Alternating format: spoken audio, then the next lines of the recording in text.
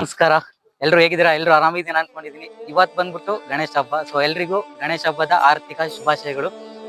ನಾನು ನಮ್ಮ ಊರಿಗೆ ಬಂದಿದ್ದೀನಿ ಗಣೇಶ ಹಬ್ಬ. ಸೊ ಇಲ್ಲಿ ವರ್ಷಕ್ಕೊಂದ್ಸಲ ಗಣೇಶ ಬಂತು ಅಂದ್ರೆ ಎಲ್ಲಾ ಹುಡುಗರು ಗ್ರೂಪ್ ಮಾಡ್ಕೊಂಡ್ಬಿಟ್ಟು ಆ ಫೆಸ್ಟಿವಲ್ನ ಗಣೇಶ ಹಬ್ಬನ ವಿಜೃಂಭಣೆಯಿಂದ ಮಾಡ್ತಾರೆ. ಸೊ ಆ ಗಣೇಶನ ಇವತ್ತು ನಾವು ನೋಡೋಣ, ತೋರಿಸ್ತೀನಿ ಬನ್ನಿ.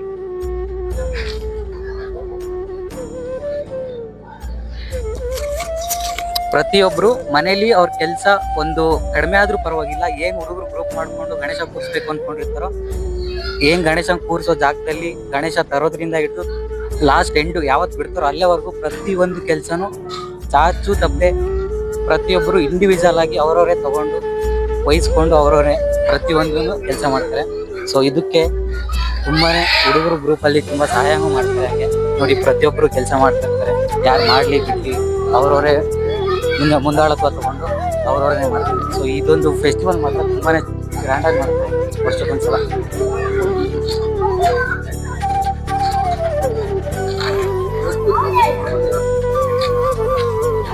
ಇದೇ ಗಣೇಶ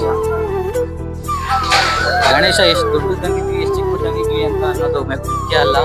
ಸೊ ಯಾವ ತರ ಅದನ್ನ ತಗೊಂಬಂದು ಎಲ್ಲ ಪ್ರತಿಯೊಂದು ಡೆಕೋರೇಷನ್ ಮಾಡಿ ಎಲ್ಲ ಪ್ರತಿಯೊಬ್ಬರಿಗೂ ಬರೋರ್ಗಾಗ್ಲಿ ನೋಡೋರ್ಗಾಗ್ಲಿ ಎಲ್ಲ ಥರನೂ ಪ್ರತಿಯೊಂದಕ್ಕೂ ಬರೋರಿಗೆ ನೋಡೋರಿಗೆ ಅಥವಾ ಪ್ರಸಾದ ವಿತರಣೆ ಎಲ್ಲದಕ್ಕೂ ಒಂದು ಅನುಕೂಲ ಮಾಡ್ಕೊಡ್ತಾರೆ. ತುಂಬಾ ಚೆನ್ನಾಗಿ ಅವ್ರ ಮನೇಲಿ ಯಾವ ಥರ ಫಂಕ್ಷನ್ ಮಾಡ್ತಾರೋ ಅದಕ್ಕಿಂತ ಹೆಚ್ಚಿನದಾಗಿ ಇಲ್ಲಿ ಮಾಡ್ತಾರೆ. ತುಂಬಾ ಚೆನ್ನಾಗಿರುತ್ತೆ ನೋಡ್ಬೋದು.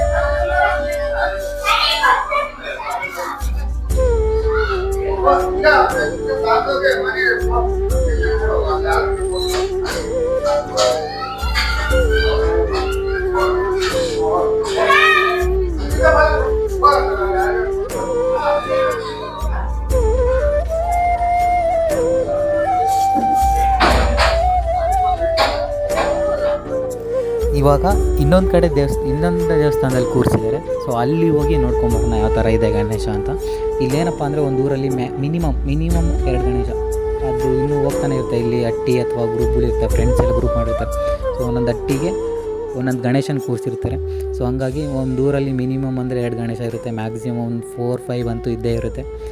ತುಂಬಾ ಅವ್ರವ್ರು ಒಂದು ಗ್ರೂಪ್ ಮಾಡ್ಕೊಂಡಿರ್ತಾರಲ್ವ, ಸೊ ಅವ್ರವ್ರು ಒಂದೊಂದು ತಂದು ಕೂರಿಸ್ತಾರೆ. ಇಲ್ಲಿ ಕಾಂಪಿಟೇಷನ್ ಸ್ವಲ್ಪ ಜಾಸ್ತಿನೇ ಇರುತ್ತೆ ಊರೊಳಗೆ. ಅವ್ರು ಯಾವ ಥರ ಗಣೇಶ ತರ್ತಾರೆ, ನಾವು ಅದಕ್ಕಿಂತ ಇನ್ನೂ ಚೆನ್ನಾಗಿರೋ ತೊಗೊಬೇಕು, ಅವ್ರು ಯಾವ ಥರ ಡೆಕೋರೇಷನ್ ಮಾಡ್ತಾರೆ ಅವ್ರಿಗಿಂತ ಚೆನ್ನಾಗಿ ಮಾಡಬೇಕು ಅಂತ ಇವ್ರು ಯೋಚನೆ ಮಾಡಿಕೊಂಡು ಒಬ್ರು 3 ದಿನಕ್ಕೆ ಬಿಟ್ಟರೆ ಇನ್ನೊಬ್ರು ನಾವು 5 ದಿನಕ್ಕೆ ಬಿಡೋಣ, ಅವ್ರದ್ದು ನೋಡಿಕೊಂಡು ಅವ್ರಿಗಿಂತ ಒಂದು ಸ್ವಲ್ಪ ಚೆನ್ನಾಗಿ ಮಾಡೋಣ ಅಂತ ಒಂದು ಮೈಂಡ್ ಸೆಟ್ಟಲ್ಲಿರುತ್ತೆ. ಆದ್ರೂ ಯಾರಿಗೆ ಯಾವುದೇ ಥರ ತೊಂದರೆ ಕೊಡದೇ ಇರೋಗೆ ಅವರು ರೂಲ್ಸ್ ಏನಿರುತ್ತೋ ಅಂದರೆ ಅವ್ರವರು ಗ್ರೂಪಲ್ಲಿ ಏನೇನು ಅಂದ್ಕೊಂಡಿರ್ತಾರೋ ಅದೇ ಥರನೇ ತುಂಬಾ ಚೆನ್ನಾಗಿ ಬಿಡ್ತಾರೆ ಗಣೇಶನ ಯಾವಾಗಲೂ.